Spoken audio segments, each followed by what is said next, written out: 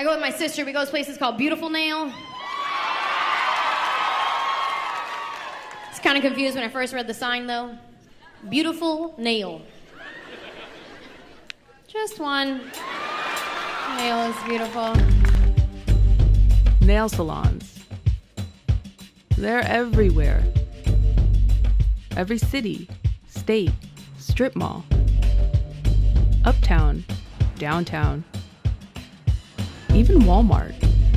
When I don't have nails, I feel really naked, like, oh my God, I need my nails. You got beautiful fingers, you got diamonds on them. I know they look good.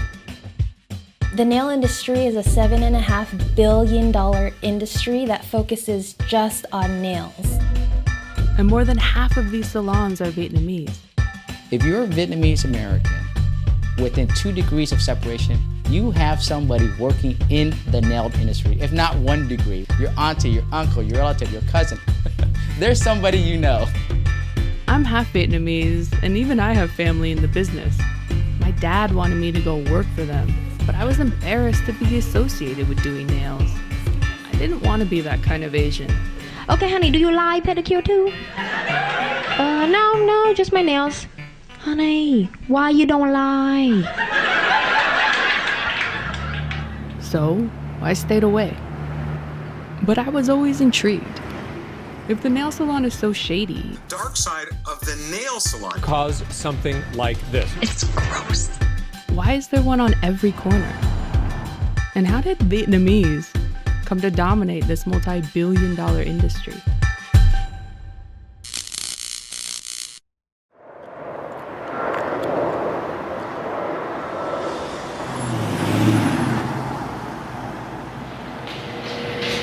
They were coming up everywhere. It was like rabbits having their little bunnies. So, in the center where we were, before we finished, there was like 6. And one of them was named Nail Trap.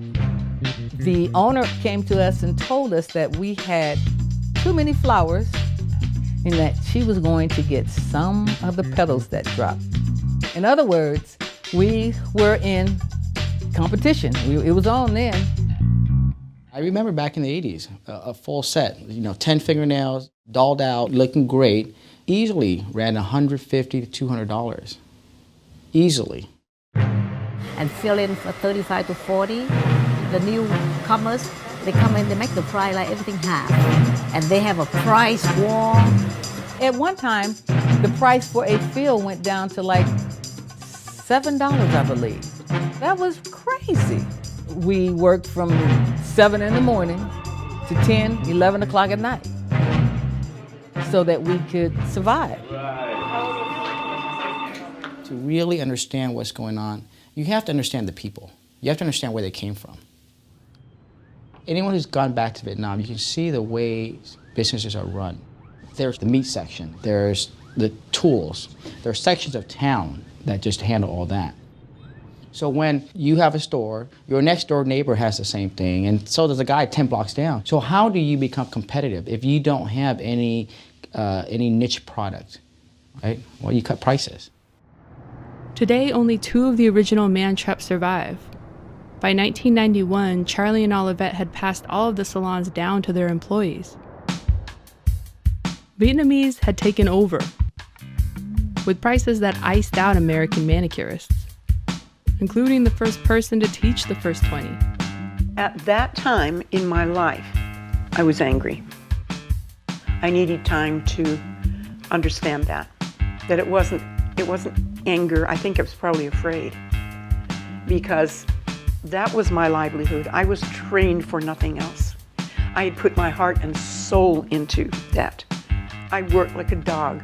I built up a training program, and it was my livelihood. What made something else so much better than me? And there was a lot of leftover residual feelings, and it stayed that way. Older Americans recall when the U.S. absorbed a much larger number of refugees. The majority of Americans did not want to accept these Vietnamese refugees who they saw as completely foreign. I currently have about 132,000 followers. When I first got into the game, 2009, designs are very simple. But today, it's a lot more complicated now. People want Swarovski stones. They want more detailed work. It's fun. You get to create and then you just chat away, do magic. And for me, I get to be surrounded in glitter. I know, it's like a dream come true, and I get paid too. Oh my gosh.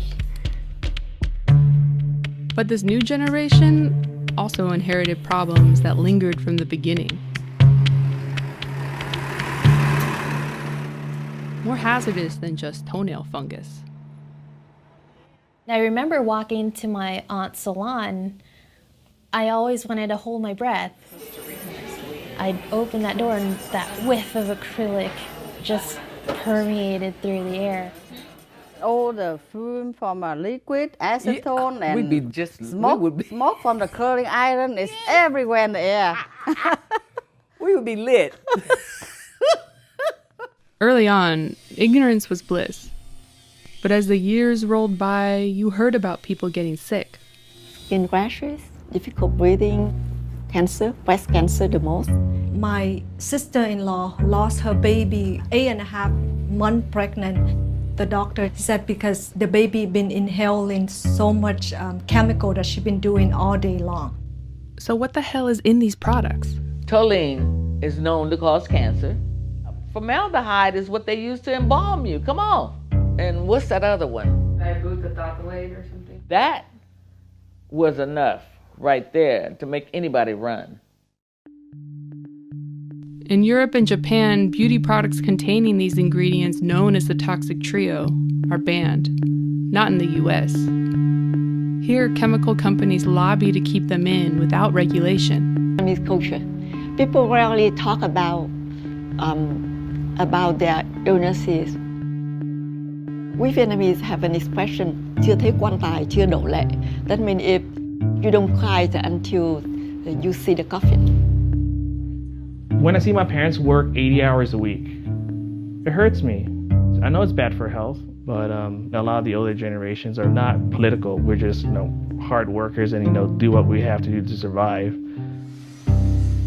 I think it would be taken care of if they charged more. They have these vents sucking up all the dust, all the fumes. Of course, that's not cheap. And if I'm gonna charge $25 for a gel manicure, no, there's no way I could possibly make money. The national average full set's $20. Most salons here, you get 60%, the owners get 40%. So you keep 12, owner keeps 8. Vietnamese people, they don't want to raise their prices because they're scared that they're going to lose clients. They want it fast and they want it affordable. I know it's a better way. I know it.